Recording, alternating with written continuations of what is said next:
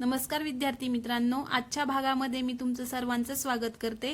तर आज आपण सर्व स्पर्धा परीक्षांच्या दृष्टीने महत्त्वाचा असणारा विषय म्हणजेच जीके। तर जीकेचे आज आपण चालू घडामोडी यावर आधारित काही महत्त्वाचे प्रश्न घेणार आहोत। जर व्हिडिओ आवडत असेल तर व्हिडिओला लाईक आणि सबस्क्राइब करा।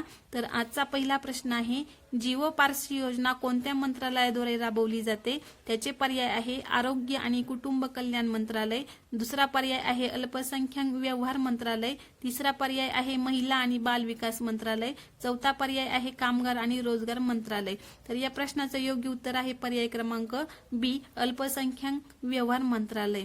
तर या योजनेची आपण आणखी सविस्तर माहिती बघू। तर केंद्रीय क्षेत्रातील योजना 2013-14 मध्ये अल्पसंख्याक व्यवहार मंत्रालयाने सुरू केलेली ही योजना आहे।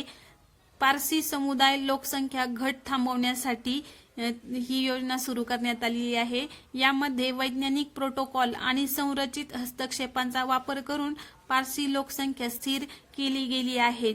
तर हेच या योजनेचे काय आहे उद्दिष्ट आहे, पारसी लोकसंख्यामध्ये जी घट झाली आहे ती थांबवण्यासाठी ही योजना केंद्र सरकारने सुरू केलेली आहे। नंतरचा प्रश्न आहे, कतारमध्ये झालेल्या 2025च्या फिफा अरब कप मध्ये कोणत्या देशाने विजय मिळवला आहे? तर पर्याय आहेत त्याचे मोरोक्को, त्यानंतर दुसरा पर्याय आहे जॉर्डन, त्यानंतरचा तिसरा पर्याय आहे कतार आणि चौथा पर्याय आहे इराण। तर या प्रश्नाचं योग्य उत्तर आहे मोरोक्को।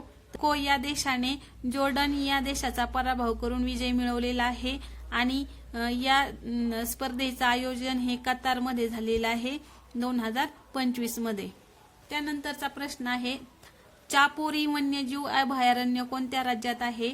तर पर्याय आहे त्याचे गुजरात, दुसरा पर्याय आहे राजस्थान, तिसरा पर्याय आहे तामिळनाडू आणि चौथा पर्याय आहे आसाम। तर या प्रश्नाचं योग्य उत्तर आहे पर्याय क्रमांक डी, आसाम। चापोरी वन्यजीव अभयारण्याला सरकारी अधिकाऱ्यांच्या एका पथकाने जाऊन अतिक्रमित जमिनींना भेटी दिल्या आहेत, त्यामुळे हा विषय खूप चर्चेचा ठरलेला आहे।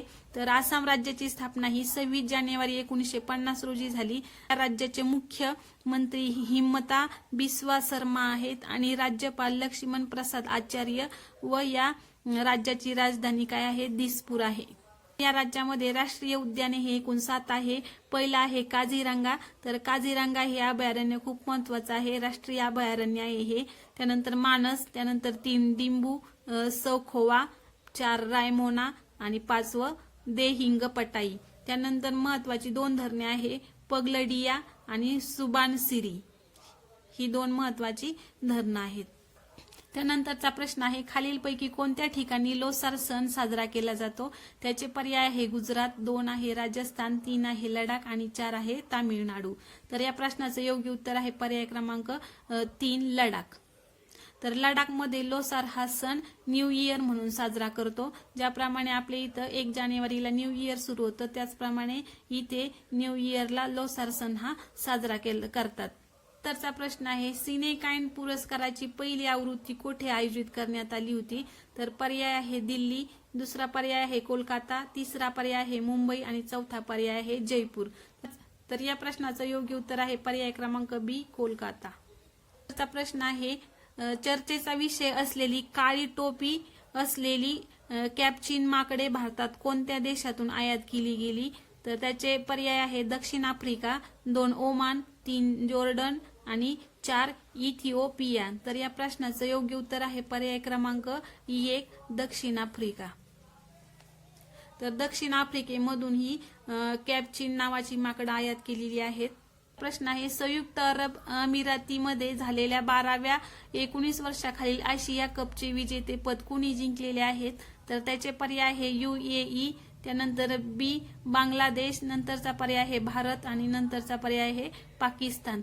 तर या प्रश्नाचं योग्य उत्तर आहे पर्याय क्रमांक डी, पाकिस्तान। तर पाकिस्तानने भारत या देशाला हरवून या खेळाचं विजेतेपद जिंकलेलं आहे। या खेळाविषयी आणखी माहिती, तर या मालिकेतील सर्वोत्तम खेळाडू हा पाकिस्तानचा समीर मिन्हास होता।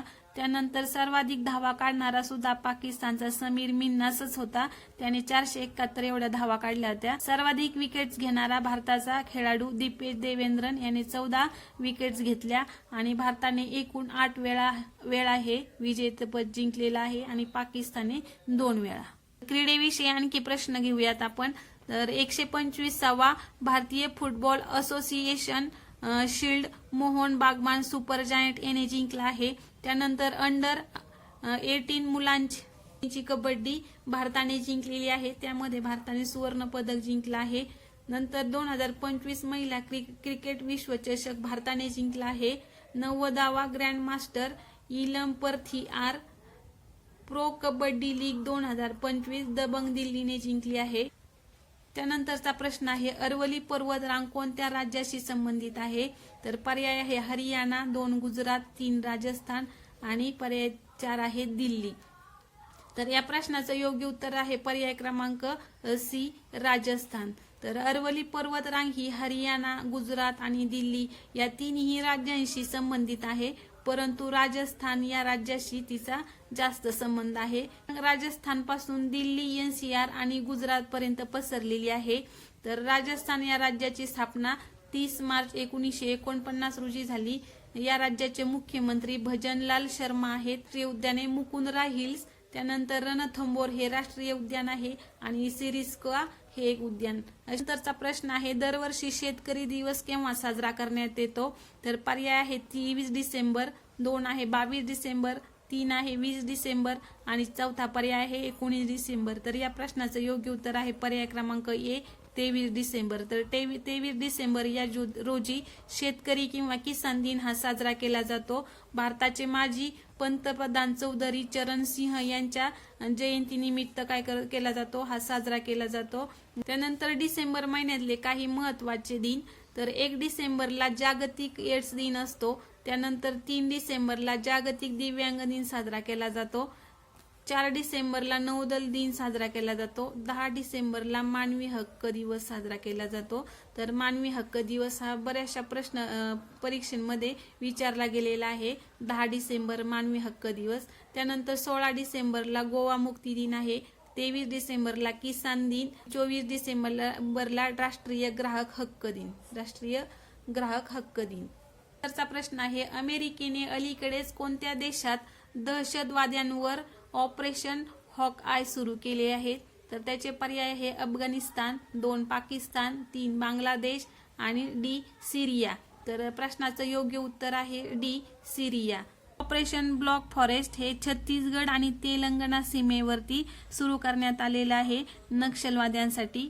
तर अशा प्रकारे आज आपण चालू घडामोडीवर आधारित प्रश्न घेतलेले आहेत. जर व्हिडिओ आवडला असेल तर व्हिडिओला लाईक आणि सबस्क्राईब करा. धन्यवाद.